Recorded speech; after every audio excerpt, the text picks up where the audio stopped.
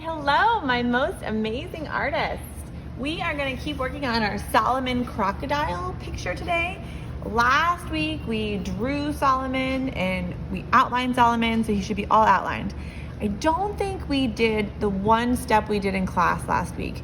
We took our white oil pastel from our oil pastels, or you could take a white crayon, and we added a little bit of resist because we know that water does not like oil or wax. So whatever we want to stay white will stay white. So take an oil pastel or a white crayon, whatever you have, and I want you to make sure you at least color your eyeball white because we want to make sure Solomon's eye stays white. If you get a little bit on your black Sharpie, it's not a big deal.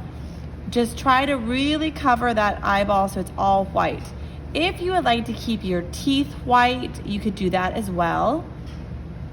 I'm not so concerned about the teeth as much as I am about the eyeball. So some friends colored the teeth white, the eyeball white, and then some of us made little dashed lines to show movement on our dragonflies. And that's just making a dashed line. I know you can't see it because it's white, but just kind of curves to follow the movement of our little dragonflies. So we could do that. Up to you. So your first step is using an oil pastel or a white crayon to color Solomon's eyeball white. You should be able to feel it, and make a little dash lines or some movement lines for your dragonflies if you'd like to. And if you want to go ahead and color your teeth white, you can, or if it doesn't bother you if his teeth get colored, don't worry about it.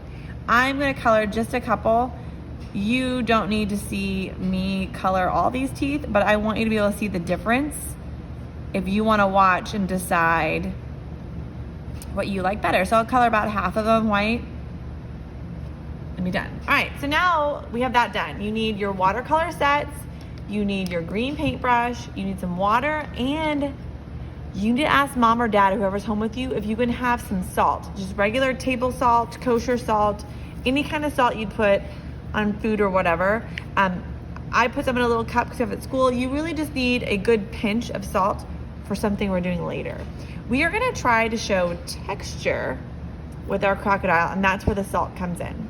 So what I want you to start with, all right, we're back. Sorry, my phone rang. We are going to start by painting our crocodile first, and we're gonna use something called a wet on wet technique. And we've used watercolor before this year, so we know we have to do our rhyme, our swish, swish, swish, drip, and then our wiggle, wiggle, or our tickle, tickle. Now your crocodile can be any color you want.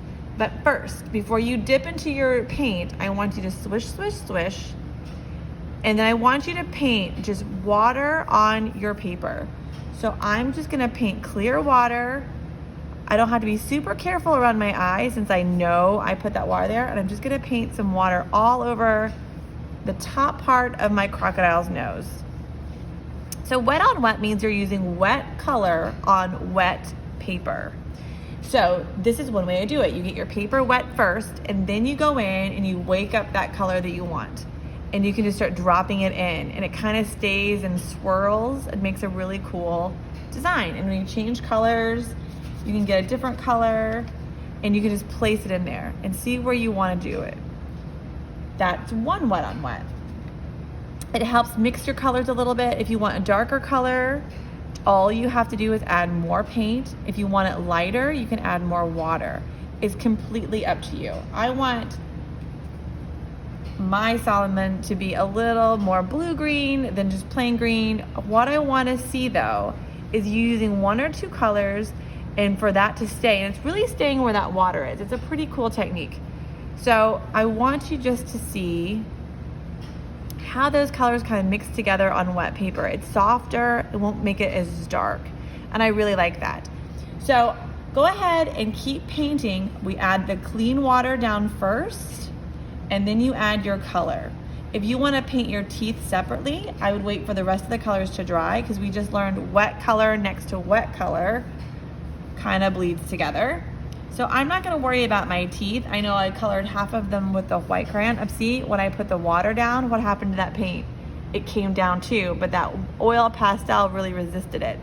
So watch again. So if I'm painting and with the water, it brings that watercolor down. So if you want it really pale, you could bring the color down. If you want it a little bit darker, You can go in and add your color. You should really be seeing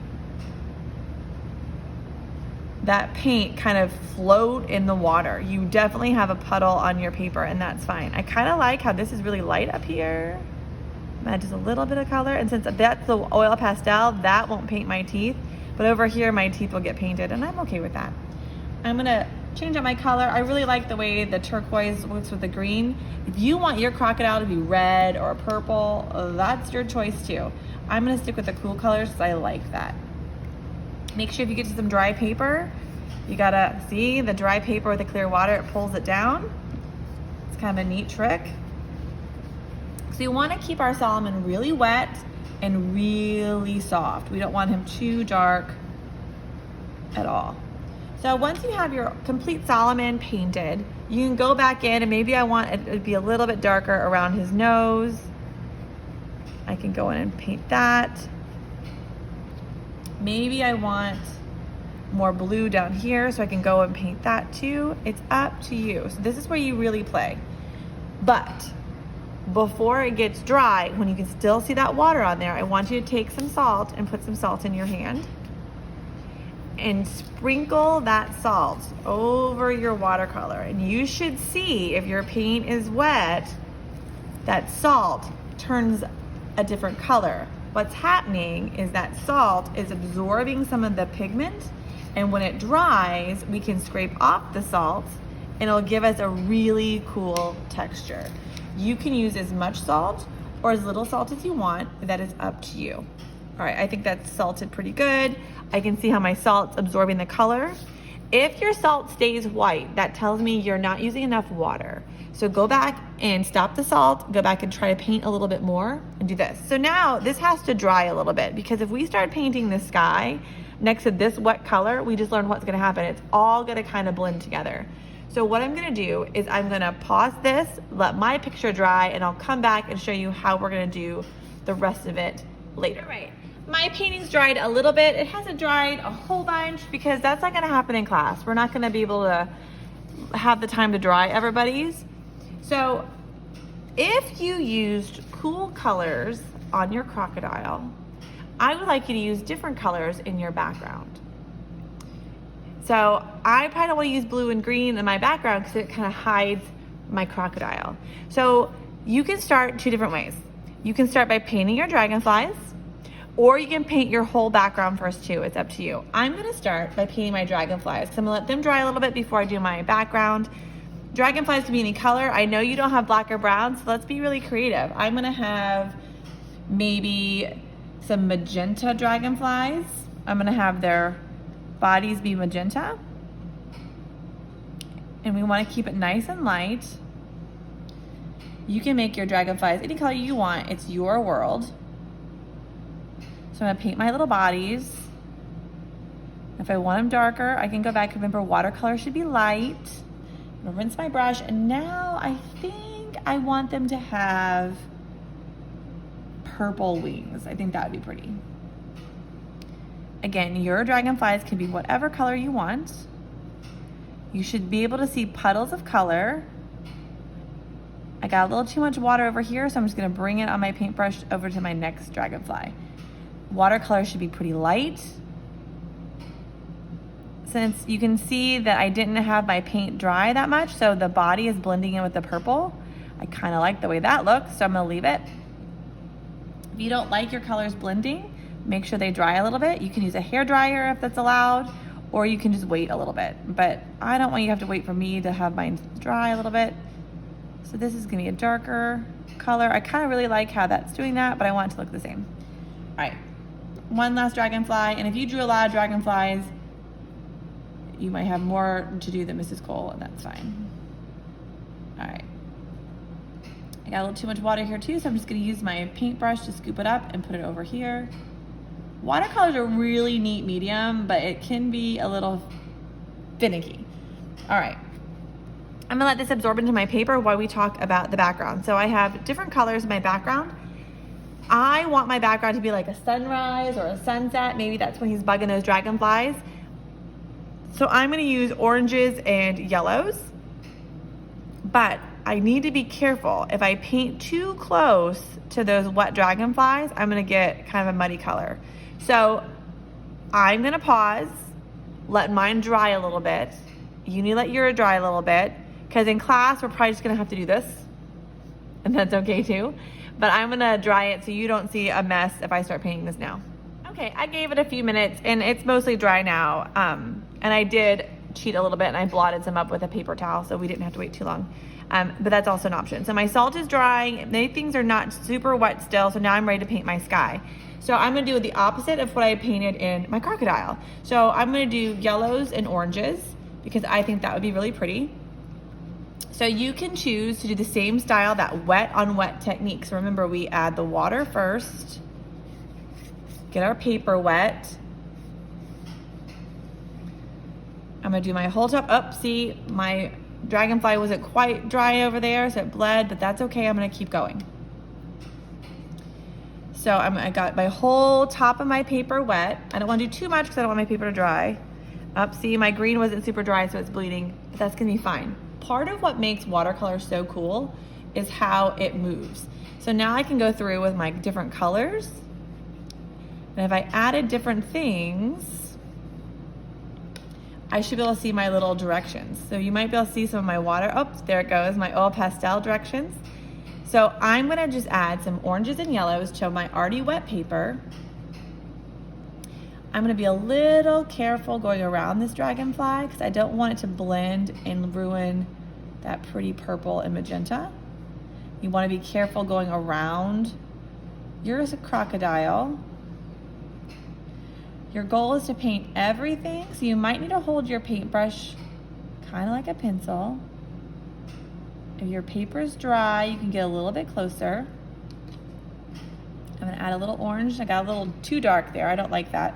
So if you get something too dark, you can just wet your paintbrush and kind of move it. So that I like that a little bit better. I like it softer, but that's my choice as the artist. So I have a little paper towel off to the side. I'm just soaking up some of the water on my paintbrush on that paper towel and then bringing it back. All right, so what I want you to do is just keep painting. So using that wet on wet technique, wet your paper, and then do a combination of a couple colors that are different than you did for your Solomon. So I'm gonna keep painting and show you what it looks like when it's done. So remember, wet your paper first and then paint it in a couple different colors. I'll be right back. Just finishing up my sky in the background. I'm holding my paintbrush, kind of like a pencil to get really in that tiny spots. I wanna make sure I get all my white paper covered around all my stuff. You can start to see my dashes are coming out from my oil pastel. All right, it looks like we're pretty done. I might just add a little bit more orange down here.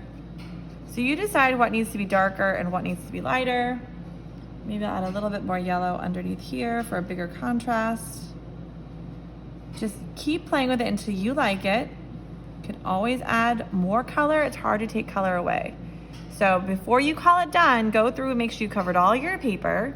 Looks like I need to get a little closer to my dragonfly up here. That's good. Now since this is so wet, we really need it to dry, and see some of my colors blending into my green, and that's okay. You can either take a little piece of paper towel and dab it up or just let it go, because sometimes it looks cool when the watercolor mixes together. So I chose to keep my crocodile cool colors and my sky warm colors and have my dragonflies really pop out. If you want to mix a lot of colors together for your crocodile and keep your sky simple, that's great. Any colors go together. Just watch that you don't make them too muddy.